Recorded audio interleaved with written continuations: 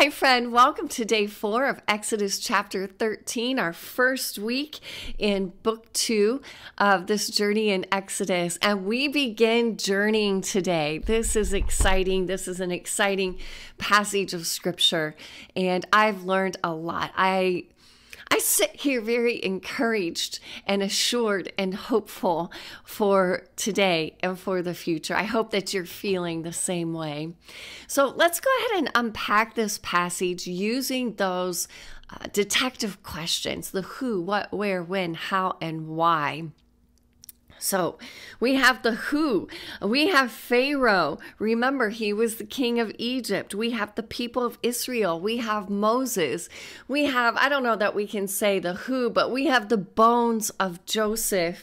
And we have the Lord, this God of Israel. That's his personal name that he has given to the people of Israel, Yahweh.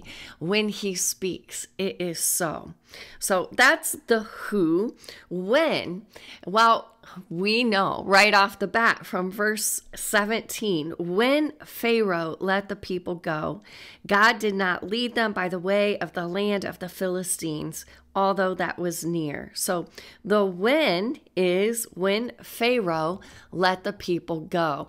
And that's all of book 1 in Exodus, right? This battle between Pharaoh and the Lord to let his people go, meaning, we talked about this, but I put it in my keyword column. These words, let go, means to free, to grant freedom, free from confinement or free from some service. All of this is encompassed by these words, let go.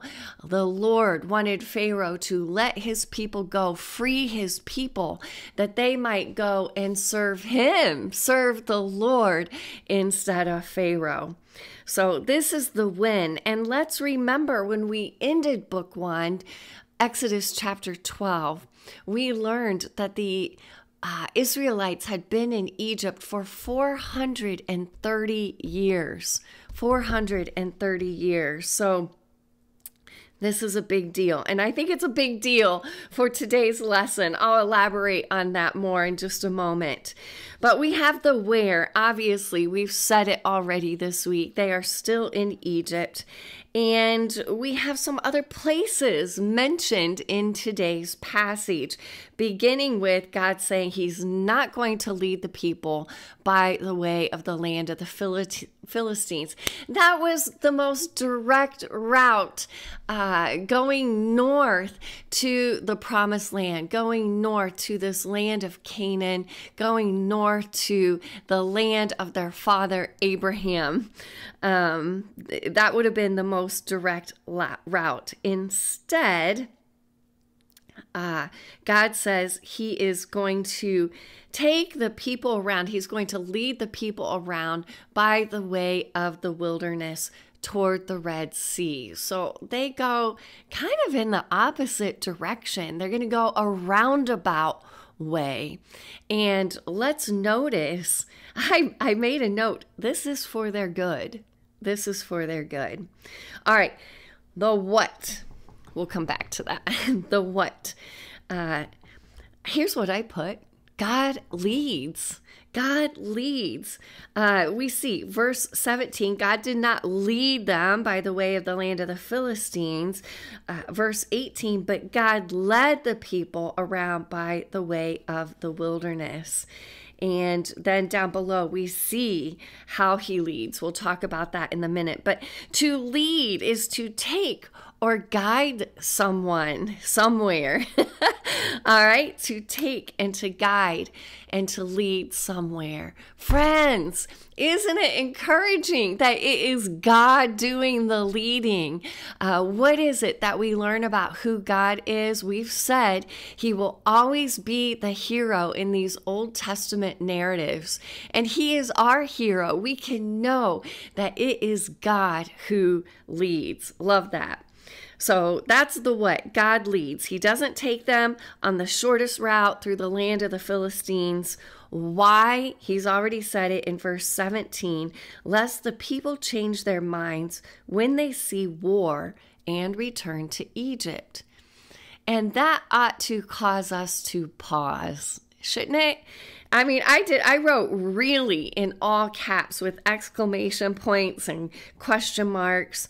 Really, would the Israelites forget God? We've been talking about the importance of them remembering who the Lord is and how the Lord has given them 2 practical ways to remember what it is that He has done, that He is the one leading them on this journey. They are to consecrate their firstborn, and they're to practice this feast of unleavened bread with the Passover lamb. But would the Israelites really forget their affliction, their oppression, that Egypt was the house of slavery? Would they really forget that? And yes, they would. Check out Numbers chapter 14, verses 1 through 4, and see just how this actually happens on their journey. They totally forget and want to go back to Egypt. They want a new leader. Moses, no. Aaron, no. They want a new leader. Really, they're saying the Lord, no. And they end up wanting to go back to Egypt. Okay, just check it out. That's the why. This is the why the Lord is leading the Israelites on a roundabout journey through the wilderness. And that's why I say this was for their good. Like when we think of the wilderness, at least I think bad. I think hard. It's not an easy journey. But this is for their good, because they're liable, when they face the Philistines, to change their minds when they see war and they want to return to Egypt. What is it about the Philistines? We might ask that. Friends, the Philistines, they were professional military people. They had fought a good number of battles. They had even tried to invade Egypt, of all places. And we know the prominence of Egypt and their military. So the Philistines are professional. Now, I found it interesting, friends, this phrase in verse 18. And the people of Israel went up out of the land of Egypt, equipped for battle. Equipped for battle. And that stopped me in my tracks too. I looked that up. That means lined for war, ordered or lined up in military formation, possibly by groups of 50. Now, I just asked the question, really? Again, exclamation marks, question marks. Are these people really equipped for battle? Friends, we have to remember, I said I would come back around to the Israelites having been in Egypt for 430 years. What have they been doing there? They've been shepherding. They've been taking care of livestock, and they have been slaves. Have they fought a battle in 430 years? No. Clearly, they are not prepared for war. They are not prepared for battle. So sometimes the Bible makes me laugh. That one made me laugh. And the people of Israel went up out of the land of Egypt, equipped for battle. Oh, they may be in formation, but they are not on their own power equipped for battle. They are utterly unprepared for war. And the Lord knows this. He knows his people, and he goes before them. The Lord is with them. Don't you love this? Don't you love this? Okay, before I talk about the Lord being with them, there was this little tidbit about Moses taking Jacob's bones. Friends, I find that remarkable. And we see that Joseph, if we look up some of the cross references, one of those is Hebrews 11:22. Joseph had had faith that the Lord would lead the people out of Egypt one day, and he gave instructions for his bones. And I find it remarkable that these instructions were remembered 430 years later, that Moses knows about it and makes it happen. So something remarkable about Joseph's faith here. All right, that's just a little tidbit. Let's get back to the Lord leading his people. Verse 21, and the Lord went before them by day in a pillar of cloud to lead them along the way, and by night in a pillar of fire to give them light, that they might travel by day and by night. God, what is that saying? What is that saying? That word before, if we look that up, do you know what it means? It means presence. It means face. The presence or proximity of someone understood in terms of the face. The implication is that this person, this being is right before them. They are face to face with the Lord, and he is a pillar, a tall, vertical, cylindrical structure standing upright and used to support a structure. Okay, we don't really know how God manifested himself here. This one's hard for me to picture, but what we do know is that God is present, and he is present. He has manifested himself in a very visible way, both at night and at day. By day, here's this cloud, here's shade. What is that doing? It's protecting the people of Israel. By night, here is fire, here is light, enough light that they can travel by night through the wilderness. Friends, this is remarkable. Let us not lose sight of how miraculous that this huge group of Israelite refugees are able to travel by night.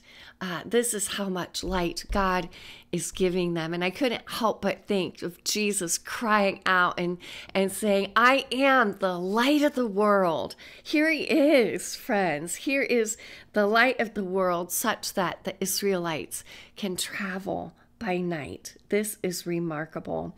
And verse 22, the pillar of cloud by day and the pillar of fire by night did not depart from before the people. Friends, to depart means to leave or to go away. God's presence. He is present. He will never leave them. He will not forsake them. He is with them. And we see his faithfulness, that he will not leave. He is very, very present with them. And he is protecting. Oh, friends, what's the main point here? The main point is that God leads his people up out of Egypt. He leads them, and he is very present with them. He leads them through the wilderness, a pillar of cloud by day and a pillar of fire by night. What do we learn about Yahweh today, friends? Oh, let's zero in on that. God leads. God knows his people, and he provides, doesn't he? He says, he knows them, lest the people change their minds and they want to return back to Egypt. So he provides for them. Number 3, his word is true. We see Joseph believing in God and his word. God said he was going to lead these people up out of Egypt, and he does it. We can trust him. Number 4, God is present. He is faithful. He will not leave his people. Number 5, he is their shade. He is their shade and their light. Again, the light of the world. And I just understood that as number 6, he protects. Friends, these people, they are wholly unprepared for battle. They are wholly unprepared for the journey ahead. But who is with them? Who is by their side? Who goes before them? Here is the Lord. Here is the Lord. They only need to do what? They only need to have faith and follow him. Friends, who are we following today? Oh, we like a lot of people on social media. We subscribe to a lot of people to follow them. Oh, friends, the Israelites were called to have faith and follow the Lord. God leads. Let us follow him today. Let us remember who he is and what he has done.